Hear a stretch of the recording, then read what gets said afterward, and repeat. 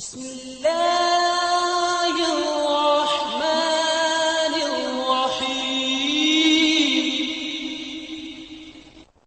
دین اسلام میں جتنی عبادتیں ہیں وہ محض جسمانی نقل و حرکت کا نام نہیں ہیں یا صرف رسم و رواج نہیں ہیں، بلکہ قرآن و حدیث میں ان تمام عبادتوں کے مغز، مقصد اور ان کی روح کو واضح طور پر بیان کیا گیا ہے۔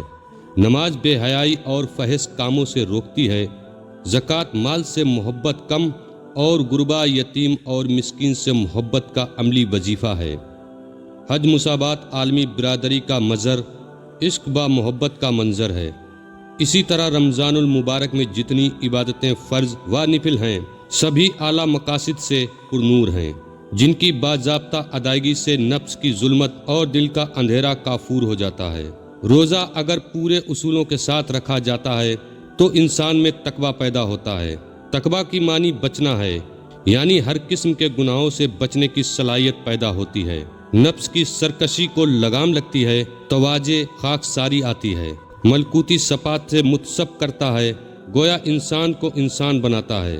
اور اگر ایسا نہ ہو تو محسن انسانیت حضور اکرم صلی اللہ علیہ وسلم نے فرمایا کہ جس نے روزے کی حالت میں جھوٹ بولنا اور اس پر عمل کرنا نہیں چھوڑا تو اللہ کو اس کی کوئی ضرورت نہیں کہ اس نے کھانا پینا چھوڑ دیا۔ اسی طرح رمضان المبارک میں سخاوت، انسانی ہمدردی اور اللہ کے دیے ہوئے مال و دولت پر شکر کا جذبہ پیدا کرتی ہے۔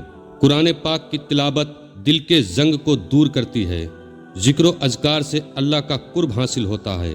تراویح میں قرآن کریم پڑھنا اور سننا گویا اللہ سے مناجات ہے۔ اعتکاف سب سے کٹ کر الگ ہو کر اپنے رب کو منانا ہے۔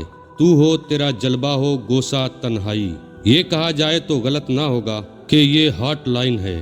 اللہ کرے کہ ہمارے دل میں رمضان المبارک کی قدر پیدا ہو اور ہم اس سانچے میں ڈھل کر اچھے اخلاق سے آراستہ ہو جائیں، آمین یا رب العالمین۔ ارشاد ربانی ہے کہ اے ایمان والوں، تم پر اسی طرح روزے فرض کیے گئے ہیں جیسا کہ تم سے پہلے لوگوں پر فرض کیے گئے تھے، تاکہ تم پرہیزگار بن جاؤ۔ یہ گنتی کے چند روز ہیں، بس تم میں سے اگر کوئی بیمار ہو یا سفر پر گیا ہو تو دوسرے دنوں میں روزوں کی گنتی کو پورا کر لے، اور جنہیں اس کی طاقت نہ ہو ان کے ذمے ایک مسکین کو کھانا کھلانے کا بدلہ ہے۔ پھر جو کوئی اپنی خوشی سے زیادہ نیکی کرے تو اس کے لیے بہتر ہے، اور تمہارا روزہ رکھ لینا ہی تمہارے حق میں بہتر ہے اگر تم سمجھو۔ رمضان کا مہینہ وہ ہے جس میں قرآن اتارا گیا ہے، جو لوگوں کے لیے ہدایت ہے اور جس میں رہنمائی کرنے اور حق و باطل میں امتیاز کرنے والی واضح نشانیاں ہیں۔